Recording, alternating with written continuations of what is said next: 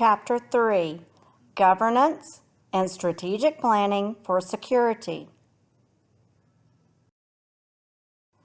The learning outcomes for this chapter include: identify roles and organizations that are active in planning, explain strategic organizational planning for information security, discuss the importance, benefits, and desired outcome of InfoSec governance and how such a program would be implemented, explain the principal components of InfoSec system implementation planning within the overall organizational planning scheme. We will cover these 4 learning outcomes in the following 4 sections.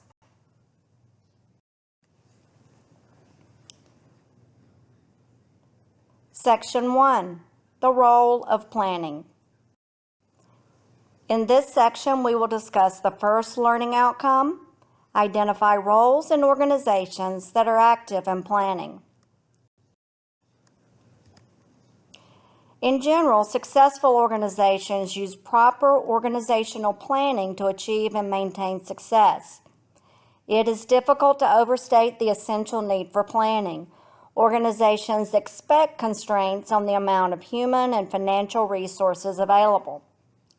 Good planning, however, enables an organization to make the most out of the resources available.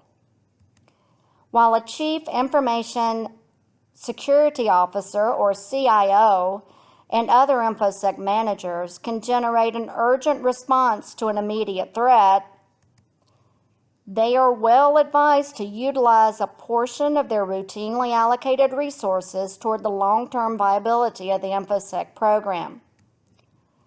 However, some organizations spend too much time, money, and human effort on planning with too little return to justify their investment. Each organization must balance the benefits of the chosen degree of planning effort against the cost of the effort.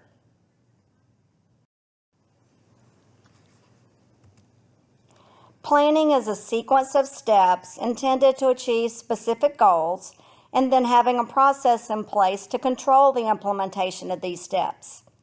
Planning provides direction for the organization's future.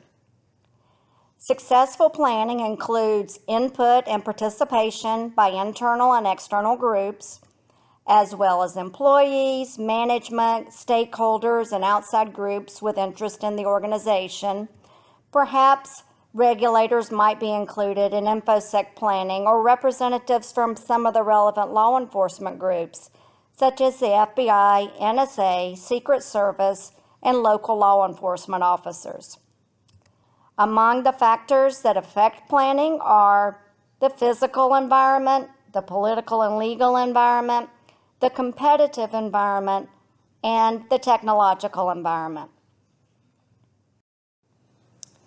To implement effective planning, an organization's leaders usually begin from previously developed positions that explicitly state the organization's ethical, entrepreneurial, and philosophical perspectives.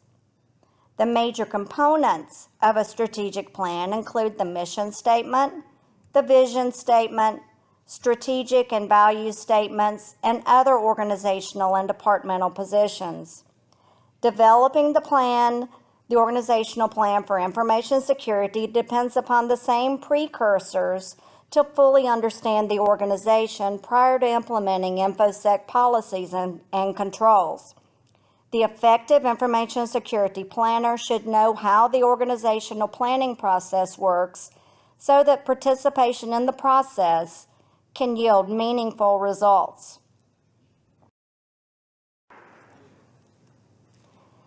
The mission statement explicitly declares the business of the organization as well as its intended areas of operations. The mission statement must explain what the organization does and for whom. Similarly, the mission statement should make clear what the organization does not do. For instance, let's look at WellStar's mission statement: to create and deliver high-quality hospital, physical, and other healthcare-related services that improve the health and well-being of the individuals and communities we serve. It's simple, clear, and straightforward.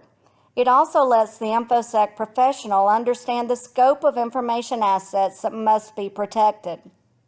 In this case, there are vast amounts of various kinds of data, written, electronic, video, photo, etc., that must be secured and protected from unauthorized access. The vision statement expresses what the organization wants to become. Vision statements should be ambitious. After all, they are meant to express the aspirations of the organization and to serve as a means for visualizing its future. Remember when we talked about KSU using aspirational and sister schools for comparison? Sister schools were similar to what we are now, while aspirational schools are where we would like to be in the future. WellStar's mission is compact, clear, and to the point: to deliver world-class health care. That's it. Accomplishing that vision isn't easy, but planners know where WellStar would like to be in the future.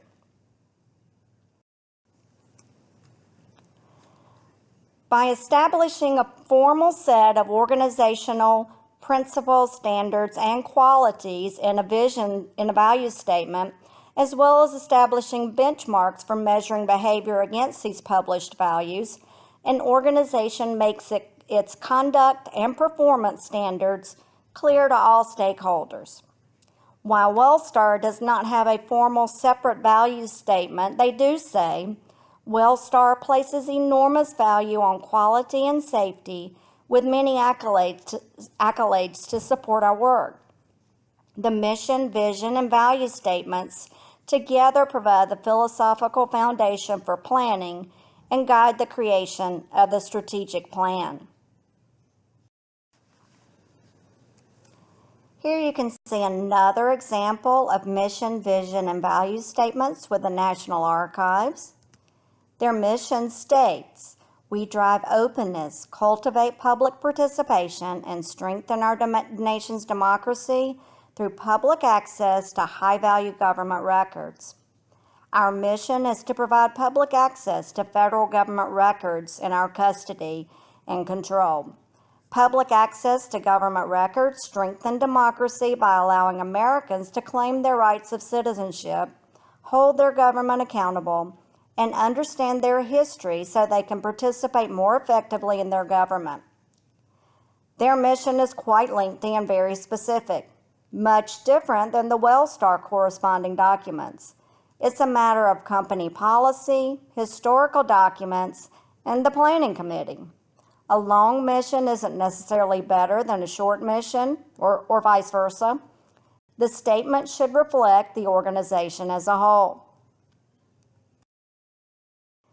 The vision of the National Archives states, we will be known for cutting-edge access to extraordinary volumes of government information and unprecedented engagement to bring greater meaning to the American experience.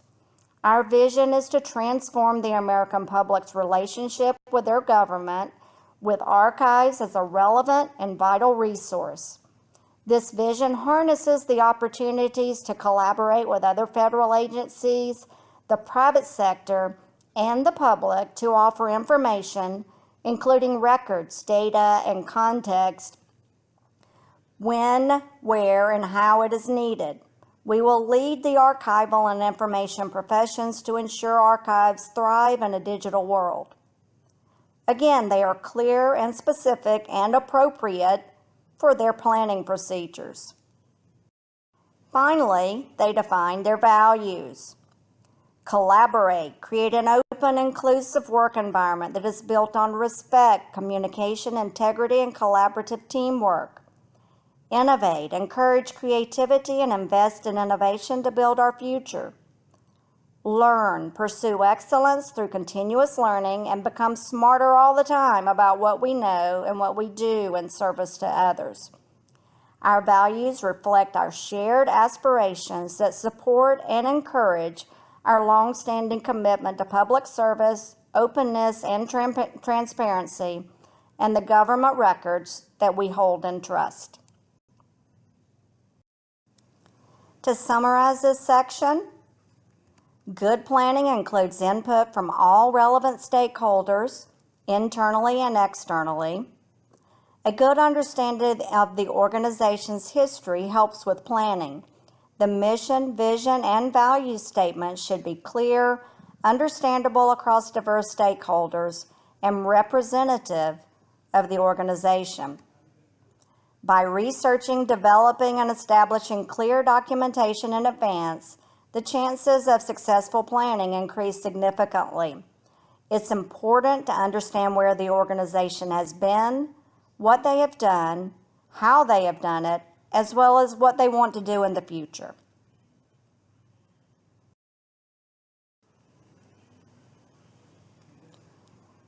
We continue Chapter 3, Governance and Strategic Planning for Security. Section 2, Strategic Planning. In this section, we will discuss the second learning outcome, explain strategic organizational planning for information security.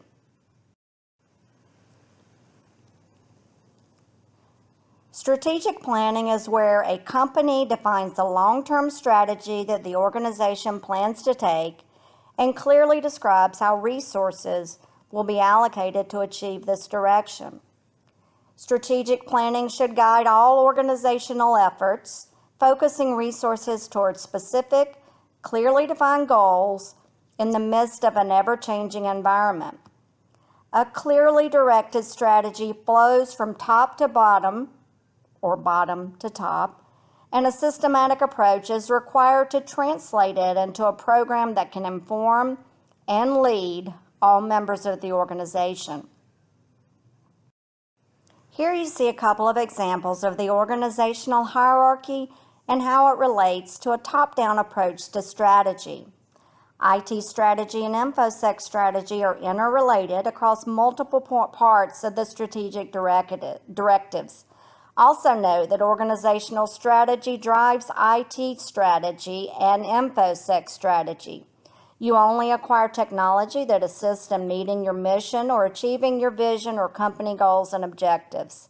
Similarly, some portions of the organization may have higher levels of security required by regulations or policies, or simply company doctrine on the protection of information assets, much like we saw with the mission, vision, and values of the National Archives. Let's take a look at the Department of the Treasury Enterprise Lifecycle as an example. They start with strategic planning, considering technology drivers, legislative drivers, and market forces.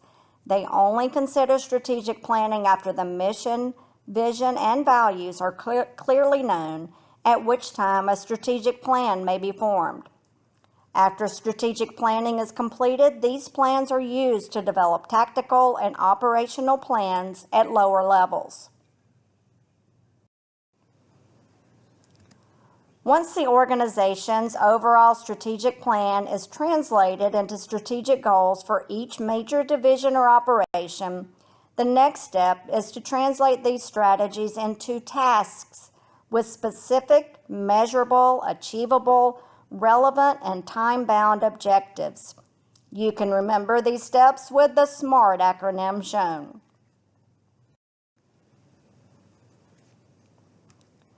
Let's take a look at the Department of Health and Human Services and one of their strategic goals and a few objectives that they hope to achieve.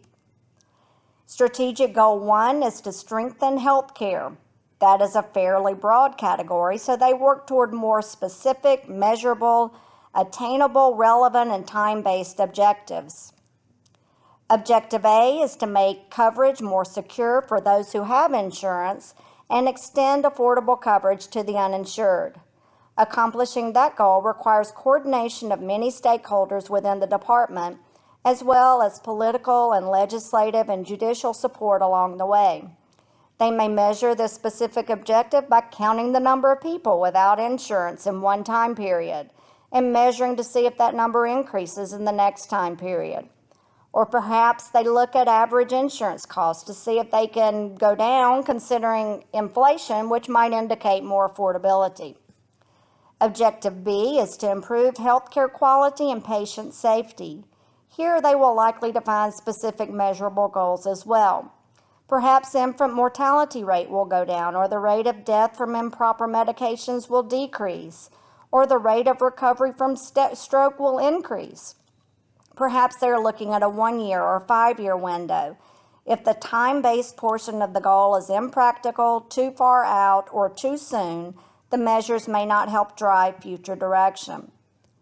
HHS has 4 additional objectives just for this one goal, each with sub-objectives and different teams working to achieve the specific, measurable, attainable, relevant, and time-based goal set.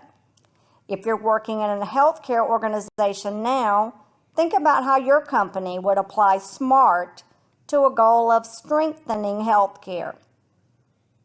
And how would strengthening be defined? How about healthcare? What does that mean in the context of your own organization? Planning levels may be divided into 2 categories depending on the focus: tactical and operational. Tactical planning has a more short-term focus than strategic planning with a 1 to 3 year window. In tactical planning, the strategic goals are broken down into a series of measurable incremental objectives. Operational planning is used by managers and employees to organize the ongoing day-to-day performance of tasks. It includes clearly identified coordination activities across department boundaries, such as how, when, and under what circumstances communications are handled, when meetings are held, who attends, who leads, how technology will link those who cannot attend in person, who and in what format prepares summaries of the meetings, timing of progress reports as well as who prepares them, who distributes them, how often, in what format, and to whom. A lot goes into both of these planning levels. Here you see an example of operational planning from the Department of the Navy. Looking at the first bullet under day-to-day functions, you see network monitoring and user notification. You could develop specific objectives to measure these goals that are listed, such as network uptime, user notification prior to emergency and scheduled maintenance, think D2L, etc. The strategic plan must eventually translate down to the day-to-day functions to help the organization reach its goals. We conclude this section with some tips for strategic planning. Organizations need to be able to develop consistent and repeatable methods of planning that are adopted as part of the organization's culture, with a logically thought out, comprehensive strategical plan, which can then be applied to tactical and operational levels. An overarching plan that solicits and values input from all internal and external stakeholders improves the chances of achieving goals and objectives. Other tips to implement a successful planning process include: articulate a comprehensive and meaningful vision statement that shares the organization's intent to attract others to join the effort to achieve that goal. Try to bring a sense of logical analysis of the objectives and what has been accomplished, for example, by using tools to compare historical and current measures. Seek transparency in planning to increase stakeholder awareness. Stick with the process over time, since results may not always be achieved as quickly as hoped. Explain what is being done so that stakeholders understand the intentions of the process, and use processes that fit the organization's culture. To summarize, prior to developing an information security plan, it's vital for the organization to complete strategic planning. The strategic plan should be developed with input from all stakeholders and with top management support and directive. All units of the organization, including InfoSec, should be guided by the strategic plan. It's never the other way around. The strategic plan guides everything in the organization. Tasks that are articulated as a result of the strategic plan should be specific, measurable, achievable, relevant, and time-bound. Otherwise, you won't know if you're meeting the objectives and contributing to the overall strategic plan. The strategic planning process is difficult, time-consuming, and messy. It requires input from internal and external stakeholders who may have very different outcomes in mind. Setting clear mission and vision statements and articulating the organization's values help to make the strategic plan more relevant and achievable. We continue with Chapter 3, Governance and Strategic Planning for Security. This is Section 3, Information Security Governance. In this section, we will cover the third learning outcome, discuss the importance, benefits, and desired outcomes of InfoSec governance, and how such a program would be implemented. Let's start with a definition of governance. Governance is the set of responsibilities and practices exercised by the board and executive management with the goal of providing strategic direction, ensuring that objectives are achieved, ascertaining that risks are managed appropriately, and verifying that the enterprise's resources are used responsibly. Strategic planning and corporate responsibility are best accomplished using an approach many call governance, risk management, and compliance, GRC. This term has only been used for the last decade or so everyone doesn't use it. The governance of information security is a strategic planning responsibility whose importance has grown in recent years. Information security objectives must be addressed at the highest levels of an organization's management team in order to be effective and offer a sustainable approach.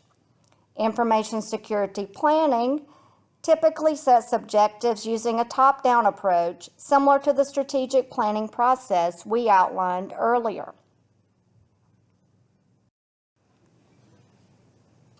According to the Information Technology Governance Institute, or ITGI, information security governance includes all of the accountabilities and methods undertaken by the board of directors and C-level management to provide strategic direction, establishment of objectives, measurement of progress toward those objectives, verification that risk management practices are appropriate, and validation that the organization's assets are used properly.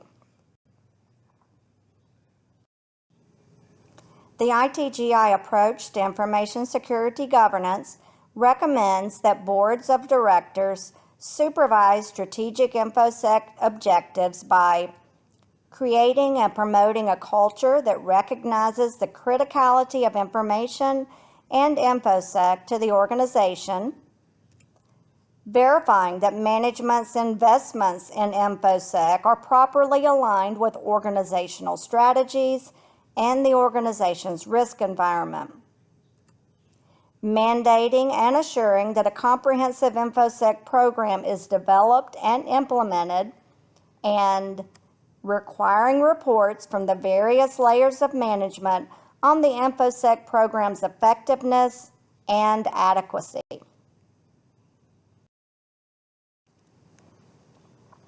ITGI established a set of desired outcomes for InfoSec governance as follows: strategic alignment of InfoSec with business strategy to support organizational objectives, as we've already mentioned several times; risk management by executing appropriate measures to manage and mitigate threats to information assets; resource management by utilizing InfoSec knowledge and infrastructure efficiently and effectively; performance measurement by measuring, monitoring, and reporting InfoSec metrics to ensure that organizational objectives are achieved, and value delivery by optimizing InfoSec investments in support of organizational objectives.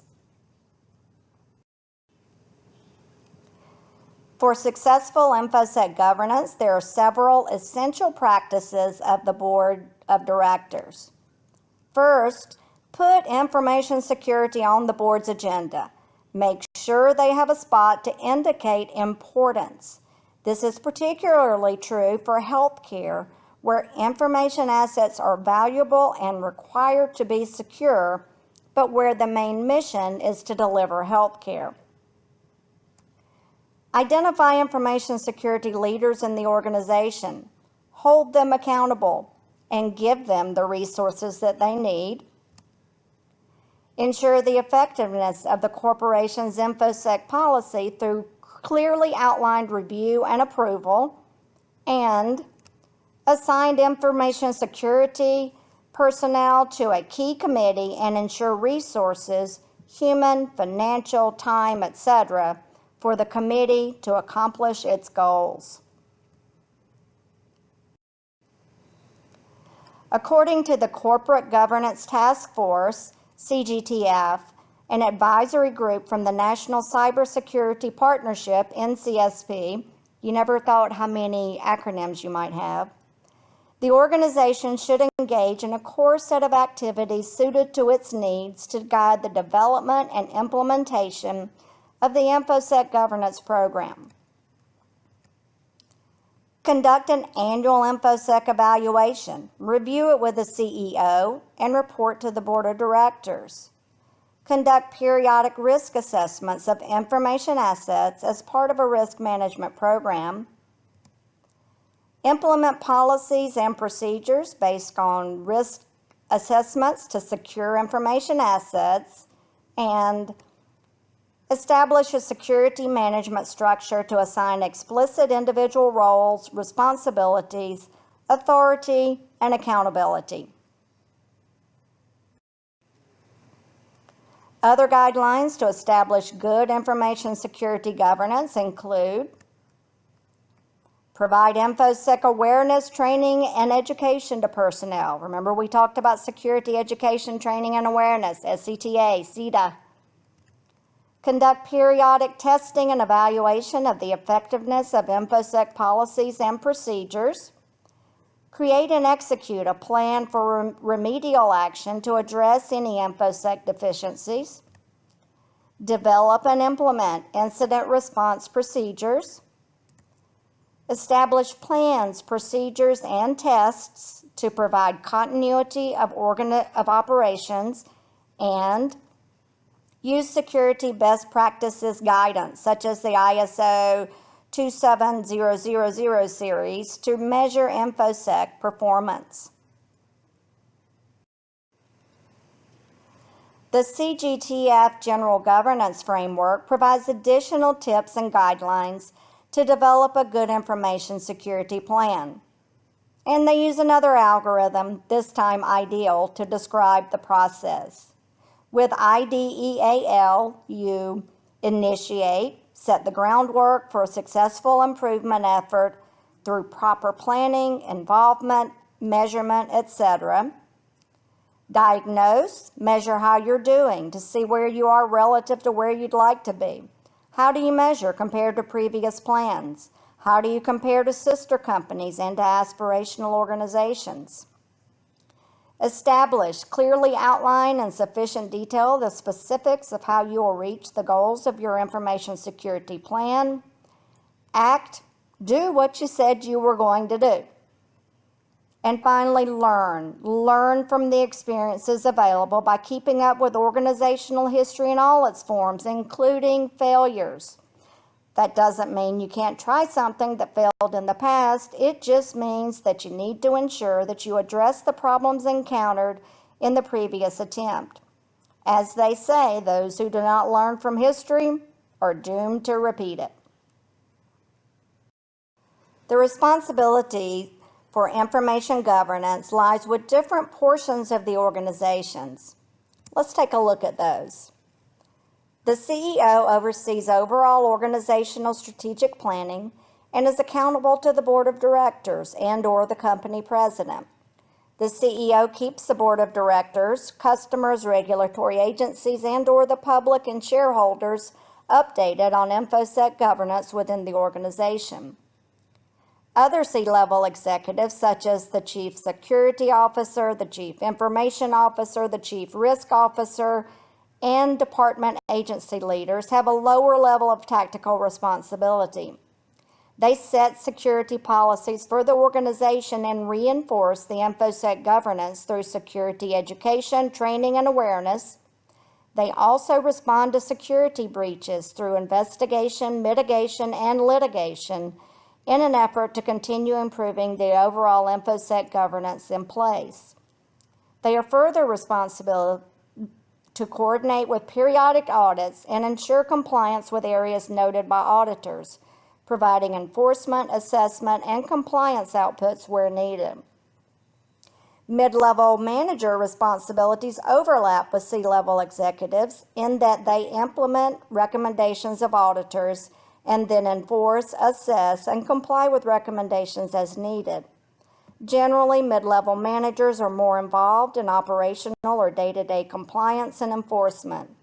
Further, mid-level managers communicate policies and programs and ensure appropriate levels of employee awareness and information security training and education as needed.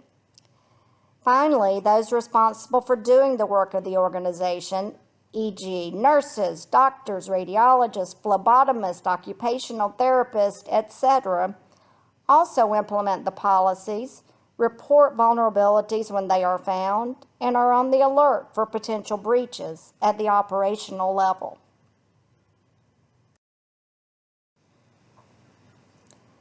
In 2007, the CERT division of Carnegie Mellon University Software Engineering Institute published its Governing for Enterprise Security program.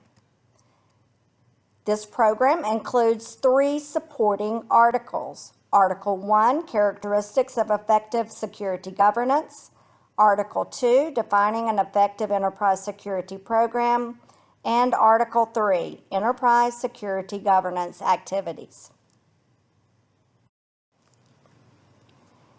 To develop the most effective InfoSec governance policies, CERT recommends InfoSec must be considered an enterprise-wide issue. It's not just the IT geeks and computer programmers who need to understand the rules of information security governance. Leaders are accountable, and here we don't mean the mid-level managers who may not have had appropriate training and who didn't even attend some of the training offered. We mean C-level execs from IS-related fields and others. InfoSec governance should be viewed as a business requirement. It's no longer optional in our dangerous, constantly challenged world where attacks may come from next door or down the road, or in Pakistan, Germany, or Australia.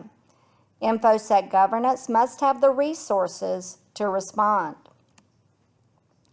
Making decisions on how, where, and at what point to deploy resources based on risk, resources should be placed at locations where risk is high. These locations may be virtual or in the cloud. Similarly, InfoSec professionals should put fewer resources in locations where there are lower risk. These decisions must be made quickly and effectively with all the information available. Keep roles, responsibilities, and segregation of duties clearly defined and put into place for protection if one part of the network becomes vulnerable, or if one disgruntled user decides to harm the company or make her or himself a little more money by selling high-level information assets that she or he may be authorized to access. InfoSec governance rules must address and have an enforcement menu in place to enforce policy recommendations. No enforcement equals little chance of compliance. Make sure that you allocated the right amount of the right kind of resources at the right time in the right place. Train. Security education, training, and awareness programs, which reinforce concepts periodically, can help achieve this recommendation. Like other high-level design projects that are critical to the organizations, InfoSec governance must use a development lifecycle based on one of the reputable models and evaluate its effectiveness over time, revising as needed. Items included in InfoSec governance plans must be carefully planned, managed in appropriate ways, measurable, and then actually measured, with reflection on what deviations from normal means for the systems in place. Finally, effective InfoSec governance plans should be reviewed, audited, and then updated in a periodic manner. If we look at the hierarchy, we see 4 major component levels from top to bottom. At the top levels are clearly detailed risk management plans, which lead to enterprise security strategy and enterprise security plan, and then lower level, often operational business unit plans, policies, procedures, and architecture. It's important to get the steps in the right order from top level to bottom level InfoSec planning. ISO 27014 is the standard for governance of information security. This standard specifies 6 high-level action-oriented information security governance principles as follows. Establish organization-wide information security, adopt a risk-based approach, set the direction of investment decisions, ensure conformance with internal and external requirements, foster a security-positive environment, and review performance in relation to business outcomes. A good InfoSec governance plan must address all of these principles. The convergence of security-related governance in organizations has been observed since the broad deployment of information systems, which began in the 1970s and 80s. Since that time, industry media have discussed, debated, and modified recommendations on how to merge management accountability in corporate or physical security, corporate risk management, computer security, network security, and InfoSec, recognizing that such trends tend to wax and wane over the years. An Alliance for Enterprise Security Risk Management report found that the following practices could lead to better chances for InfoSec convergence. Combining physical security and InfoSec under one leader as one business function. Using separate business functions, each with a separate budget and autonomy, that report to a common senior executive. And using a risk council approach to provide a collaborative method for risk management and to set policy about assuming risk to the organization. However, a 2015 study of InfoSec management practices found physical and information security efforts were generally kept segregated in large organizations. Perhaps that separation should be reconsidered. To summarize, C-level managers and/or the board of directors are responsible to ensure implementation of InfoSec governance policies in line with strategic plans, goals, culture, and regulatory environment. As breaches become more commonplace, information security governance has taken on a more important role in the organization. Organizations must properly train the workforce, regularly update InfoSec practices, and translate the policies to all levels of the organization. After the InfoSec governance plan has been put into place, InfoSec professionals must monitor the plan for any vulnerabilities, update best practices in line with the industry, learn from previous mistakes, and take time to reflect on how to improve security of information assets. An important part of InfoSec governance is establishing policies and procedures to handle breaches or other attempts to damage data, devices, and company reputation.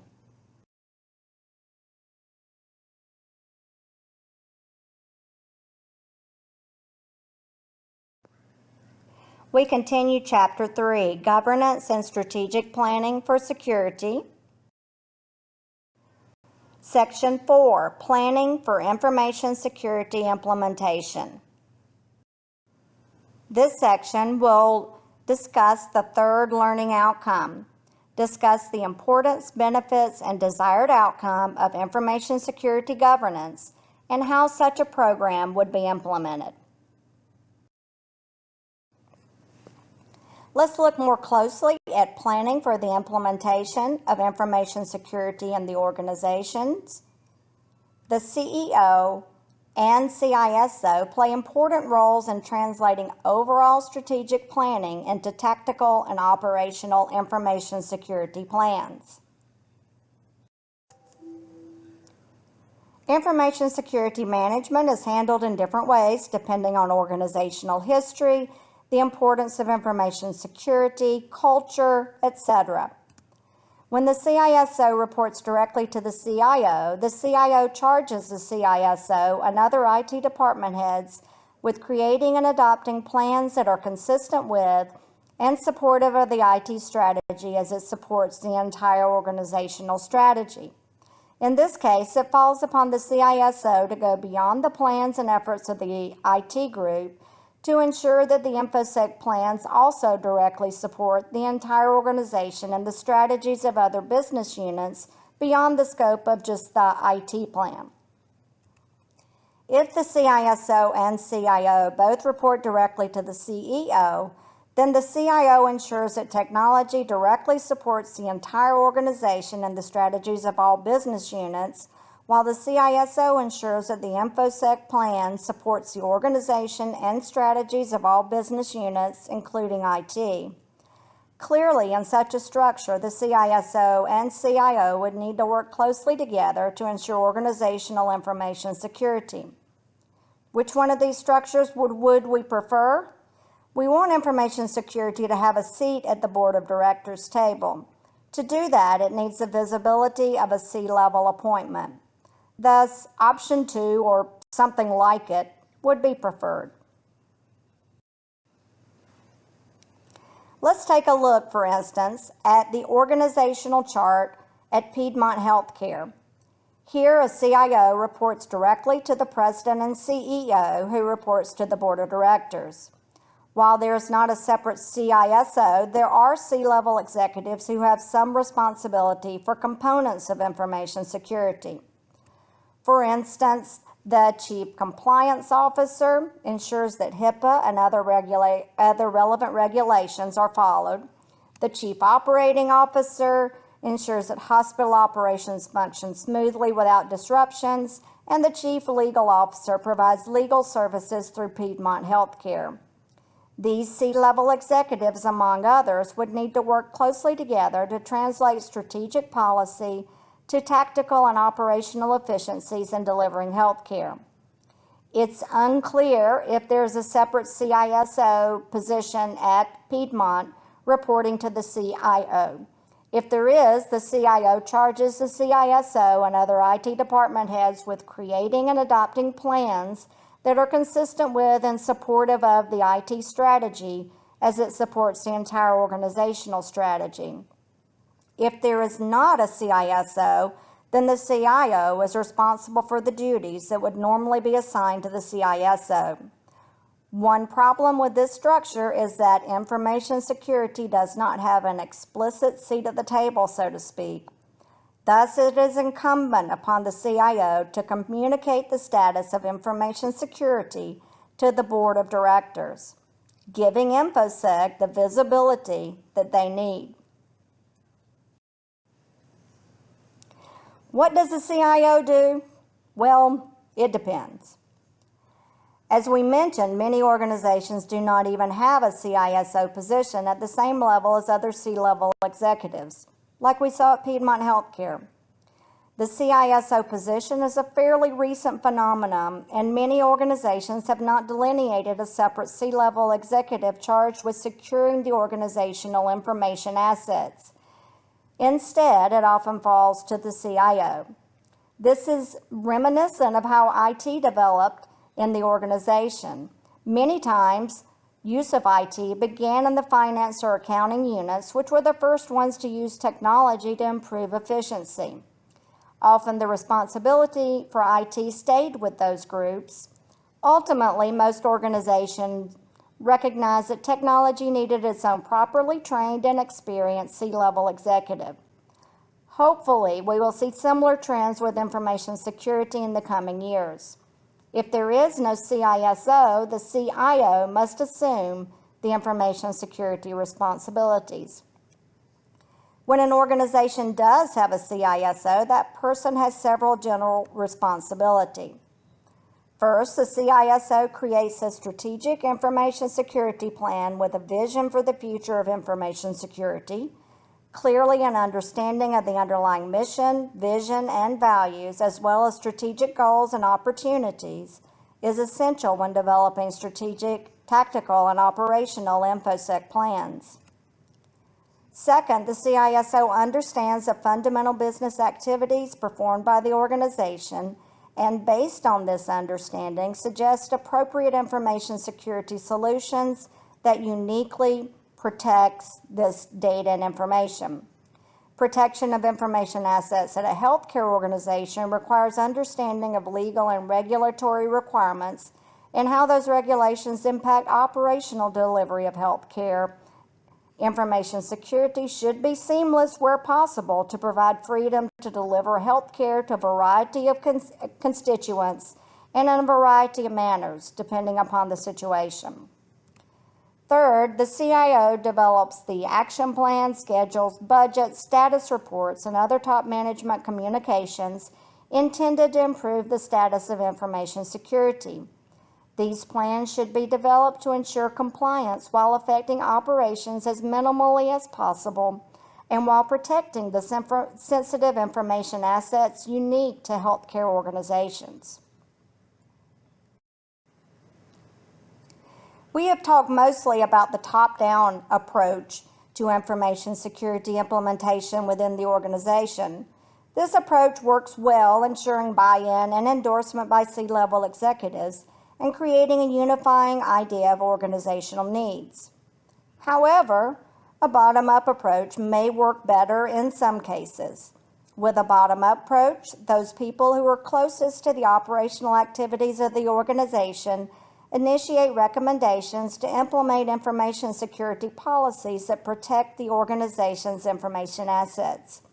With this approach, buy-in at lower levels is achieved through active engagement, participation, and listening by upper management. With a bottom-up approach, those who work with information security at operational levels and who are familiar with the issues that may compromise the safety of the information assets are the ones who make recommendations. However, the CISO or CIO or whatever the C-level executive may be called must ensure that all levels are well aware of strategic goals and objectives and that the information security plans are in line with the vision and mission statements. Here, the CISO may need to prioritize information security activities because of the overarching view he or she has as a C-level executive. Let's take a look at the security systems development lifecycle. The traditional systems development lifecycle, or SDLC, is a methodology for the design and implementation of an information system. SDLC-based projects may be initiated by events or planned due to a problem identified. At the end of each phase, a review occurs where project owners and their managers determine if the project should be continued, discontinued, outsourced, or postponed. Have you seen the Waterfall methodology of systems development? There are many other models such as Agile, Scrum, etc., but all use components of the systems development lifecycle in their models. Let's compare the standard SDLC and the security SDLC. The security systems development lifecycle follows a similar process as the SDLC. It begins with investigation, determining where information assets are not as secure as desired. The investigation level often begins as a set of directives from management specifying the process, outcomes, and goals of the project and its budget. It frequently begins with the affirmation or creation of security policies, with teams assembled to analyze problems, define scope, specify goals, and identify constraints. A feasibility analysis determines whether the organization has the resources and commitment to conduct a successful security analysis and design. Then, a preliminary analysis of existing security policies or programs is prepared along with known threats and associated controls. This phase includes an analysis of relevant legal issues that could affect the design of the security solution, and risk management also begins in this stage. The design phase actually consists of two distinct phases, logical and physical. We begin with a discussion of the logical design. In the logical design phase, team members create and develop a blueprint for security and examine and implement key policies. In the second portion of the design phase, physical design occurs. In the physical design phase, team members evaluate the technology needed to support the security blueprint, generate alternative solutions, and agree upon a final design. In the implementation phase, the security solutions are acquired, tested, implemented, and tested again. Personnel issues are evaluated and specific training and education programs, there they are again, are conducted. Perhaps the most important element of the implementation phase is the management of the project plan, which includes planning the project, supervising the task and action steps within the project, and wrapping up the project. Once the information security program is implemented, it must be operated, properly managed, and kept up to date by means of established procedures. If the program is not adjusting adequately to the changes in the internal or external environment, it may be necessary to begin the cycle again. Each organization should examine options for staffing the information security function. First, decide how to position and name the security function. What will it be called in your organization? Second, plan for the proper staffing of the information security function, providing them with the resources that they need. Third, understand the impact of information security in technology and across all units of the organization, particularly important in healthcare organizations. Finally, integrate solid information security concepts into the personnel management practices of the organization and into all units of the organization. While a systems management model is designed to manage and operate systems, a maintenance model, by contrast, is intended to focus organizational effort on systems maintenance in 5 main areas. First, external monitoring. Have auditors and/or regulators noted any deficiencies? Have laws changed that affect information security? Second, internal monitoring. Have internal users identified any areas of concern? Are our information assets secure throughout the entire organization? Third, planning and risk management. How do we react when a breach or hack occurs or when we release confidential, personally identifiable information? What plans do we have in place? Fourth, vulnerability assessment and remediation. Are there any areas where we should be concerned? Are we seeing attempted hacks into a certain area of the organization? Do we need to retrain employees, redeploy resources? And finally, readiness and review. Do we update our information security plans regularly? Do we practice how to respond when a breach occurs, involving all members of the team, including those outside of InfoSec and/or IT? If we had a breach of information security, how did we respond? What could we do better? Taken together, these areas allow the InfoSec professional to evaluate, update, maintain, and adjust information security practices within the organization.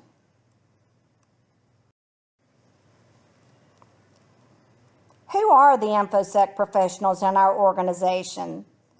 Well, it depends. Again, let's start with the Chief Information Officer. The CIO is often tasked with securing the information assets of the organization. As information security emerged as an important threat, many organizations simply added the management of information security to the CIO's roles and responsibilities. That's not the best choice, but it's reality for the time being. At Piedmont Healthcare, if you remember, who was the CISO? There wasn't one listed. There was a CIO and C-level executives charged with operations and legal and compliance. The Chief Information Security Officer is a relatively new concept, and many organizations have not delineated a separate C-level executive charged with securing their organizational assets. Instead, it often falls to the CIO. This is reminiscent of how IT first developed, as mentioned. Many times it began in finance or accounting. They were the ones that used technology in the form of spreadsheets to improve efficiency. Sometimes responsibility for IT stayed with those groups. Ultimately, most companies recognized we need to do better than this.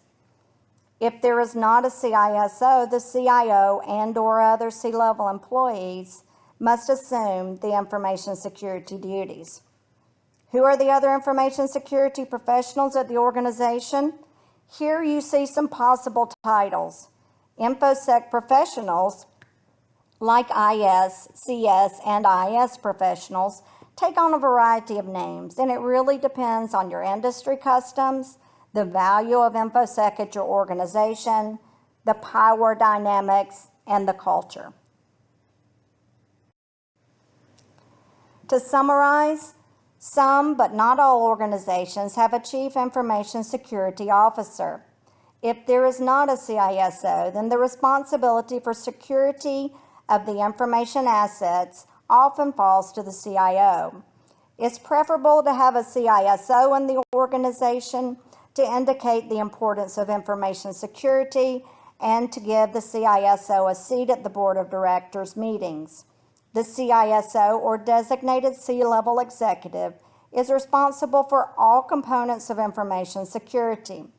To succeed at securing organizational and information assets, the CISO must understand the organizational strategy and create a vision of InfoSec. Organizational strategy comes first, then information security strategy emerges to help organizations achieve their strategic goals. It's never the other way around. The traditional SDLC works well for securing the organization's information assets. Security is designed into every portion of the lifecycle. Organizations should not wait until the end or until testing to consider information security. Rather, information security is considered during every phase.